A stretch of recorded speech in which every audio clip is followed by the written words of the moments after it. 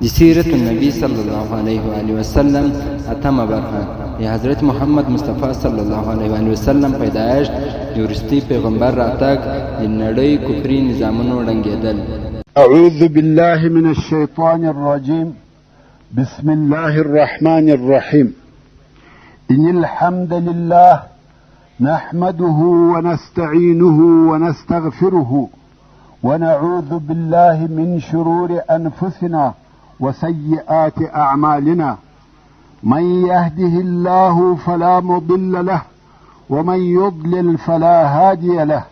وأشهد أن لا إله إلا الله وحده لا شريك له. وأشهد أن محمدا عبده ورسوله صلى الله عليه وآله وسلم تسليما كثيرا. أما بعد، د سرور کائنات صلى الله عليه وآله وسلم ژوند. محترم ورونو، زموږ قصه دې ځای ته را رسېدلې وه. موږ د رسول الله صلی الله علیه و آله وسلم د مبارک میلاد زیری او عجب حالات بیانول او ومویل چې د ده صلی الله علیه و آله وسلم د مور د حمل موده بې دردو او تکالیف وه، او کم وخت چې دی علیه الصلاة وسلام پیدا سو پر دواړو لاسو یې تکیه کړې وه او سر یې لوړ نیولی و لکه آسمان ته چې ګوري. بل دا چې دی صلی الله علیه و آله وسلم مختون وزیږدی، یعنی سنت کړه سوی و، او مسرور وزیږدی، یعنی نویه هم پرې سوی و. زموږ د کوچنیانو نوخو د مور څخه ورپریکي او هغه پاته بیا څو ورځې وروسته لویږي. خو رسول الله صلی الله علیه و آله وسلم د دې شیانو څخه فارغه پیدا سو، او کم وخت چې د ده علیه الصلاة وسلام د ولادت زیری پر عبدالمطلب وسو، هغه ډیر په خوشحاله سو. او کم وخت چې بیا دا حالات هم ورته بیان سوه چې مختون دی، مسرور دی، او پر خپلو لاسو یې تکیه کړې وه، نور هم خوشحاله سو او ویل والله دې زوی لرمې یو درجه او مقام سته. څنګه په دا عجبه طریقه سره پیدا کیږي؟ دا بې څه نه دي. او د ډیرې خوشحالۍ څخه یې محمد صلی الله علیه و آله وسلم په غیږ کې واخیستی او کعبې شریفې ته یې دننه بوتی، او هلته یې د ده صلی الله علیه و آله وسلم پر زیږېدو د الله جل جلاله شکر ادا کړي. که څه هم تر دغه وخته لا نوم نه دی پر ایښو ورسوی، مګر چې بیا یې د محمد نوم پر کښېښاوه، په دې کې یو سر او راز و. هغه دا چې یو وخت عبدالمطلب شام ته په سفر تللی و. په دې سفر کې یې نور 3 نفره هم ملګري وه، او هلته یې د یوه حبر سره ولیدل. حبر یا حبر د یهودو عالم ته ویل کیږي. حبر پوښتنه ځینې وکړه چې تاسې د کوم ځای یاست؟ دوی ویل موږ د مکې یو. حبر ورته ویل ستاسې په جزیرة العرب کې نبی الاخر زمان پیدا کیږي. قصه ډیره اوږده ده، خلاصه دا چې دوی پوښتنه ځینې وکړه چې د دې نبي نوم به څه شوي؟ حبر ویل نوم به محمد وي. ورونو، تر دغه د مخه په عربو کې د محمد نوم هیڅ نه و ایښول سوی. که تاسې د عربو په ټول تاریخ کې وګورئ، تر رسول الله صلی الله علیه و آله وسلم د مخه د هیچا نوم محمد نه دی تیر سوی. اوس نو دغه 4 نفره چې یو یې عبدالمطلب او 3 ملګري دي، کم وخت چې بیرته د شام څخه راغله، هر یو دا قصد او اراده درلوده چې زوی یې پیدا سي، نوم به محمد ایږدي. څرنګه چې د عبدالمطلب د عمر په حساب د اولاد امید نه و، نو ده دا نیت درلودی چې د ده په زامنو کې که د هر یو زوی پیدا سو، نوم به محمد ایږدي. نو ځکه یې د رسول الله صلی الله علیه و آله وسلم نوم محمد کښېښاوه. او هغه 3 نفره د عبدالمطلب ملګري دا وه: اول سلیمان ابن مجاشع چې د زوی نوم یې محمد کښېښاوه، چې دغه محمد د فرزدق نیکه دی، او فرزدق د عربو مشهوره شاعر دی. دوهم احیحب ابن حلاج چې هغه هم د خپل زوی نوم محمد کښېښاوه. دریم عمران ابن ربیعه چې د زوی نوم یې محمد کښېښاوه. په عربو کې د اول وار دپاره دغه 4 نفره په محمد سره مسما سوي دي چې دا د رسول الله صلی الله علیه و وسلم د نامه سر او سبب و چې ولې یې د ده علیه الصلاة وسلام نوم محمد کښېښاوه. او نور هغه حوادث یا علامې چې د رسول الله صلی الله علیه و وسلم د پیدایشت په وخت کې پیښې سوي دي، د هغو څخه یوه دا ده چې د رسول الله صلی الله علیه و وسلم د ولادت په وخت کې د کسرا قصر او ماڼۍ ورېږدېده او د کسرا د قصر څخه 14 برجه ونړېده. او بل د مجوسیانو یا آتش پرستانو اور مړ سو. دا خو درته معلومه ده چې د مجوسیانو اور د همیش دپاره بلیږي، ځکه دوی یې عبادت کوي او مړ کېدو ته یې نه پرېږدي. خو د رسول الله صلی الله علیه و وسلم د ولادت په وخت کې دغه اور مړ سو. او د کسرا په قصر کې یوه کوچنۍ دریاچه وه چې بحیره ساوا ورته ویل کېده. د دغه دریاچې یا بحیرې لاندې مځکه وچاوده او اوبه یې وچې سوې. د دې واقعو څخه کسرا وبېرېدی چې دا څه قصه ده. نو یې کاهنان او منجمین راوغوښتل. ورونو، ځینې کاهنان د جن او پیرانانو سره ارتباط او تعلق لري، او جن هم ځینې اخبار د آسمان څخه اورېده. بیا به جن دغه خبرونه و کاهنانو ته د دې دپاره ویل چې خلق ګمراه کې او په فتنو کې یې واچوي. او دغه چې جن د آسمانه څخه اخبار اورېده موږ ته الله جل جلاله په قرآن کریم کې بیانوي او د سورة الجن په 9 نمبر آیات کې فرمایي وَأَنَّا كُنَّا نَقْعُدُ مِنْهَا مَقَاعِدَ لِلسَّمْعِ. دا خبره پیرانان کوي او وایي موږ پخوا و دې آسمان ته د ناستې په ځایو کې کښېنستلو د پاره د دې چې یو خبر واورو. خو د رسول الله صلی الله علیه و وسلم په بعثت سره پر پیرانانو دغه د اورېدلو لار بنده سوه. نو کم وخت چې کسرا د کاهنانو څخه پوښتنه وکړه چې دا څه قصه ده، ځینو کاهنانو ورته وویل چې دا واقعې د نبي د ولادت په سبب پیښې سوې. کسرا پوښتنه وکړه چې دغه 14 برجه ولې ونړېده. کاهنانو وویل چې د دې مقصد دا دی چې 14 پاچاهان به نور هم د فارس تیریږي، بیا نو د فارس پاچاهي ختمیږي. کسرا ویل 14 پاچاهان به نور هم راځي، بیا نو د فارس پاچاهي ختمیږي. دا ډېر اوږد وخت دی. خو د ده تر مرګ وروسته د فارس پر حکم مقابله شروع سوه. په 4 کلو کې 10 پاچاهان رد او بدل سوه چې دا ټوله د فارس د حکم د زائلېدو علامې وې. ورونو، د رسول الله صلی الله علیه و وسلم نسب یا شجره 3 حصې لري چې اوله حصه یې تر عدنان پورې رسیږي او پر دغه حصه یې د سیرت او انسابو ټول علما اتفاق لري.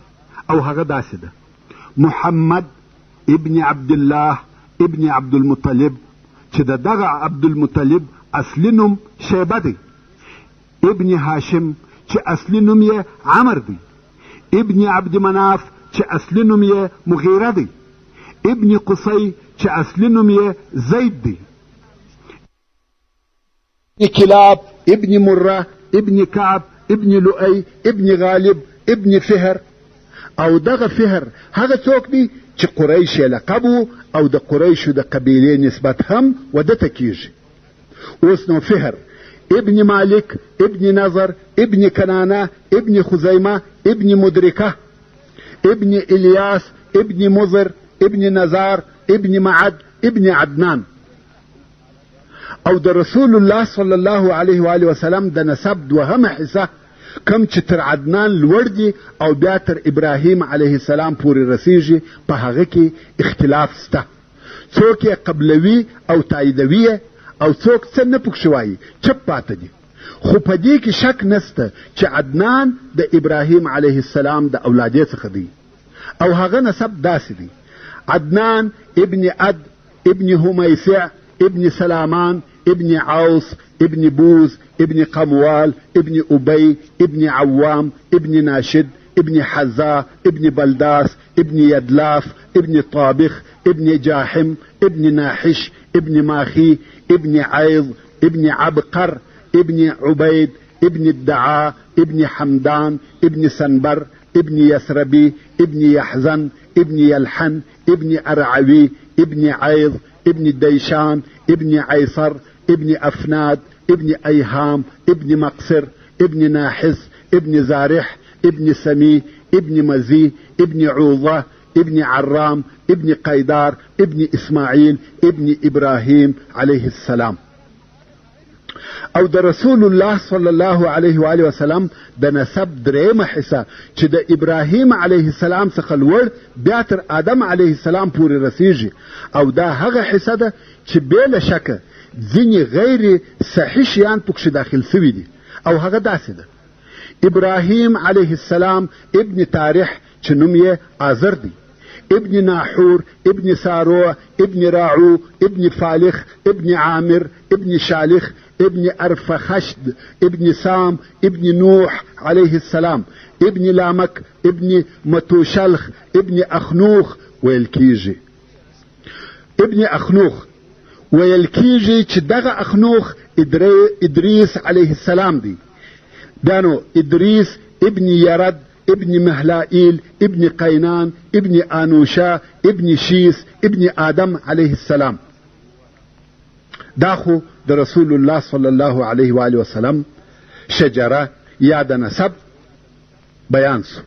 ورون اوس به د رسول الله صلی الله علیه و آله وسلم د تی رودلو تربیه او لویدو په باره کې یو څه معلومات درته بیان سي. هغه داسې: کم وخت چې به د قریشو نر اولاد پیدا سو، هغه به په مکه مکرمه کې نه لویاوه، او د دې کار هم څو سبب و. یو سبب دا و چې مکې مکرمې ته د هر ځای څخه خلق راتله، او ځینې خلق به د ډېرې مودې دپاره په مکه مکرمه کې پاته کېده، لکه دا اوس چې هم دغسې ده. او د قریشو سره به راکړه ورکړه او راشه درشه درلوده، او هغه هلکان چې په مکه مکرمه کې به لویېده د هغو ژبه به د دغه اختلاط په سبب په سل کې سل خالصه او فصیحه عربي نه وه، د هغه بیګانه خلقو د اخلاقو او ژبې تر تاثیر لاندې کېده. نو د دې جهته قریشو دا ښه بلل چې د دوی اولادونه تر مکې مکرمې د باندې لوی سي، دا د دې دپاره چې ژبه یې پر فصیحه عربي واوړي. کم وخت چې به د ژبې د زده کولو عمر تیر سو، بیا به بیرته مکې مکرمې ته راوسته، ځکه بیا به د دغه نورو خلقو د ژبې تر تاثیر نه لاندې کېده. او بل سبب دا و چې قریشو غوښته چې د دوی اولادونه سخت سري او د مشکلاتو زغم او تحمل ولري، د سختیو او تکالیفو سره عادت ولري، ځکه د دوی په مخ کې جنگونه او سفرونه وه. دوی نه غوښته چې اولادونه یې په ښار کې نازک او پاسته لوی سي، ځکه هغه کسان چې په ښارو کې لوی سي نرم، پاسته او نازک طبیعته وي، د تکالیفو او مشکلاتو تحمل نسی کولای. نو دا سختی او تکالیف په صحراو کې وه. د صحرا خلق سخت سری او متحمل وي. او دریم سبب دا و چې مکه مکرمه ښار او دینی مرکز و، د هر ځای څخه قسم قسم خلق ورته راتله، او دې خلقو د خپلو ځانو سره قسم قسم مرضونه راوړل، مګر صحرا د مرضو څخه پاکه وي. که اطرافي خلق د ښاري خلقو سره مقایسه سي، په هغو کې مرض کم او نادر پیدا کیږي. نو په دغه څو سببو د قریشو دا خوښه وه چې اولادونه یې تر مکې مکرمې د باندې لوی سي، نو ځکه خپل کوچني اولادونه یې د صحرا ودایګانو ته ورکول چې هغه یې و صحرا ته بوزي او هلته یې لوی کړي. بیا چې به لوی سوه، نو بیا بیرته مکې مکرمې ته راوسته، او د صحرا خلقو بیا دا کار د رزق د پیدا کېدو دپاره کاوه. خدایګانو پر دې کار تنخواه او معلومه مزدوري نه اخیسته. دا یې عیب باله چې د شیدو قیمت واخلي، د کوچني د اخیستلو په وخت کې پر کم مبلغ تنخواه یا د شیدو پر بدل هیڅ اتفاق نه کېدی. خو بیا څه موده ترمنځ او په آخر کې د کوچني د مور او پلار د طرفه ودایي ته هدیې او سوغاتونه ورکول کېده چې په هغه هدیو به دایګانو خپله ګزاره کول او دغه د صحرا دایګانې به څه موده ترمنځ و مکې مکرمې ته راتلې او هغه نوي پیدا سوي کوچنیان به ورسره بیول. په دغه وخت کې چې رسول الله صلی الله علیه و آله وسلم و دنیا ته تشریف راوړی د بني سعد څخه دایګانې راغلې چې په مکه مکرمه کې نوي پیدا سوي کوچنیان ورسره بوځي. د دوی په جمله کې یوه ښځه یا دایي وه چې نوم یې حلیمه و او د میړه نوم یې حارث و. نو دایګانې راغلې چې د تی کوچنیان واخلي او بویځي. د بني سعد قبیله ټوله غریبان وه، خاصتا په دغه کال چې بارانونه هم نه وه او وچکالي وه. په دوی کې بیا حلیمه ډېره غریبه وه. حلیمې خپل کوچنی د تی زوی هم درلودی او په قریشو کې ګرځي چې یو بل کوچنی هم پیدا کړي او د دغه خپل زوی سره تی ورکړي. خو حلیمه په خپله وایي چې د ډېرې لوږې او غریبۍ په سبب مې دونه شیدې نه درلودې چې دغه خپل زوی په موړ کم، نو څنګه به دا بل کوچنی ورسره مړوم؟ مګر احتیاج او غریبۍ و دې کار ته مجبوره کړم. نو حلیمه چې د خپلې قبیلې څخه راتله پر یوه خره باندې سپره وه چې دا خره په خپله هم ډېره ډنګره او ضعیفه وه. د ضعف په سبب به پر لارې تر ټوله قافلې وروسته رهي وه او نورو ښځو به نارې پر وهلې چې حلیمې ژر سه ودې ځنډولو. او حلیمې چې به هر څه کوښښ وکړي چې خره یې چابکه سي هغه نه سوای تلای. خیر په ډېر تکلیف یې ځان و مکې مکرمې ته ورساوه. اوس نو په مکه مکرمه کې دایګانې کور په کور په کوچنیانو پسې ګرځي او هره دایي چې د رسول الله صلی الله علیه و آله وسلم مور آمینې ته راسي او په دې پوه سي چې هلک یتیم دی په پټه خوله یې پرېږدي. دا ځکه چې دایګانو په اول کې د تنخوا یا مزدورۍ خبرې نه کولې او امید به ټوله و هغه هدیو او سوغاتو ته و چې په وروسته کې ورکول کېده. نو چې پوه به سوې چې هلک یتیم دی پلار نه لري نو ویل مور به موږ ته څه هدیه راکړي. نو بیا په پټه خوله هلک پرېښاوه د کوره به ووتې. دایګانو داسې فکر کاوه چې نیکه دونه غمخور نه دی لکه پلار او مور دونه عاید نه لري نو موږ ته څه نسي راکولی. نو ټولو دایګانو محمد صلی الله علیه و آله وسلم پرېښاوه. راسئ چې دغه قصه په خپله و حلیمې ته پرېږدو چې دا به په تفصیل سره راته بیان کړي. حلیمه السعدیه وایي زه د خپل وطن څخه د خپل میړه او کوچني د تی د زوی سره د بني سعد د ښځو په ملګرتیا راووتم چې موږ ټولو د تی کوچنیان غوښته او دا داسې وچکال و چې موږ ته د خوړلو دپاره هیڅ شی نه و راپاته. زه پر یوې خرې سپراوم او زموږ سره یوه زړه اوښه د لوشلو دپاره را سره وه چې د دې شیدې به زموږ او زموږ د کوچني دپاره غذا وې. خو هغې هم په والله د لوږې یو څاڅکی شیدې نه کولې او موږ ټوله شپه د خپل کوچني د ژړا د لاسه خوب نه سوای کولی چې د لوږې به یې ژړل. نه زما په ټکي څه وه چې دی په موړ سي او نه زموږ اوښې شیدې کولې چې واده ته یې ورکړو او موږ ټوله د باران په امید وو چې بارانونه وسي او کال آباد سي.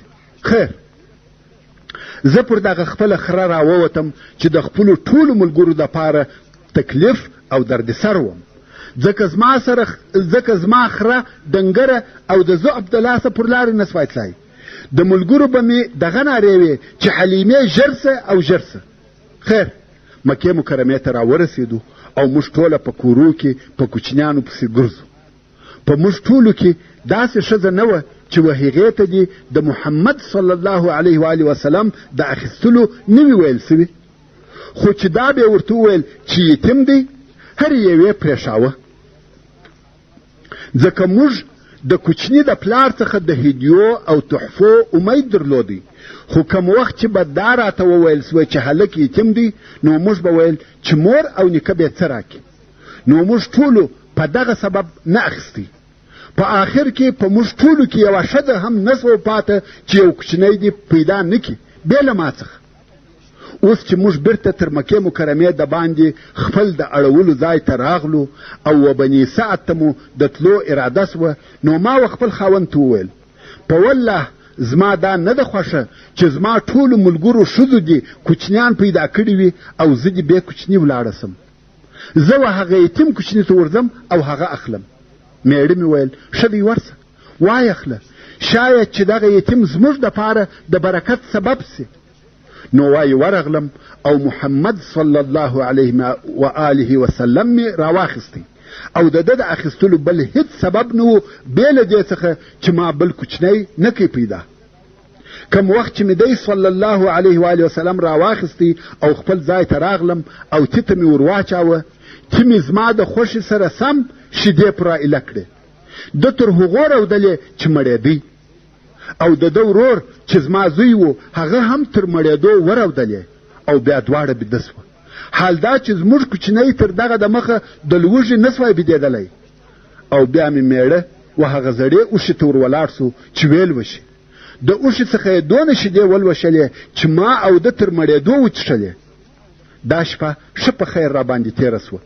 حلیمه وایي په سهار کې زما ملګرو ښځو راته ویل یا حلیمه په والله مبارک او د برکته ډک کوچنی دې اخیستی دی.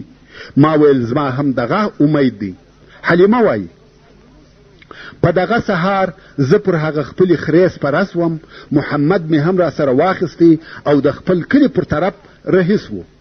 په والله خره مې زما تر ملګرو دونه د مخه سوه چې د هغو خره نه سوای پسې رسېدلی، تر څو چې ملګرو مې راته ویل یا حلیمه یو څه صبر وکړه، آیا دا ستا هغه خره نه ده چې د هاخوا پر راغلې؟ ما ویل په والله هغه ده. دوی ویل په والله یو څه ورته پیښه ده. حلیمه وایي بیا نو موږ و بني سعد ته و خپلو کورو ته ورسېدو او د الله تعالی په مځکو کې د باران د نه کېدو په سبب زموږ تر ځای وچ ځای نه و. خو بیا هم زما پسونه چې به راغله ماړه او غولانځې به د شیدو ډکې وې. موږ به خپلې میږې لوشلې او شیدې به مو څښلې، خو بل چا د خپلو پسو څخه یو څاڅکی شیدې نه سوای لوشلی او نه د میږو په غولانځو کې څه وه. تر داسې اندازې چې زموږ د کلي خلقو به و خپلو شپنیانو ته په قهر او غضب سره ویل تاسې پسونه و وښو ته نه بیایاست، پسونه هلته بیایاست چیرې چې د حلیمې پسونه پیول کیږي. چوپانانو به ورته ویل په والله زموږ او د حلیمې پسونه یو ځای ګرځي. خو بیا به هم د دوی پسونه وږي راغله او یو څاڅکی شیدې به نه کولې، خو زموږ پسونه به ماړه او د میږو غولانځې به د شیدو ډکې وې. زموږ دغه حال و. د الله جل جلاله د طرفه خیر او برکتونه را باندې اورېدل. څو 2 کاله تېر سوه. حلیمه وایي د محمد صلی الله علیه و آله وسلم جسم او بدن نسبت و نورو کوچنیانو ته مخالفه وده او پرورشت کاوه. د عمر یې 2 کاله لا نه و پوره سوي، داسې معلومېدی لکه د 5-6 کالو هلک. صحت او عافیت یې کامل او سالم و. په خبرو کې یې فصاحت و، خبرې یې سمې او پوره کولې. کم وخت چې د ده علیه الصلاة وسلام 2 کاله پوره سوه، مور ته مو وروستی او عادت همدا و چې دایګانو به هلکان پس له 2 کالو خپل مور او پلار ته وروستل. خو ځینو پلرو به د 2هم وار دپاره بیا دغه کوچنی ودایي ته ورکوي چې څه موده دې نوره هم په صحرا کې تېره کړي، او ځینو خلقو به پر دغه 2 کالو بس کړه. نو اوس حلیمې هم محمد صلی الله علیه و آله وسلم و مکې مکرمې او خپلې مور ته راوستی، مګر کوشش کوي چې بیرته یې د ځانه سره بوزي. خو د رسول الله صلی الله علیه و آله وسلم مور امینه ورته وایي بس ته د لیدې وي، او حلیمه ورته وایي دلته ګرمي ده، مرضونه دي، دی تر اوسه ښه نه دی لوی سوی، څه موده به نور هم را سره بوزم.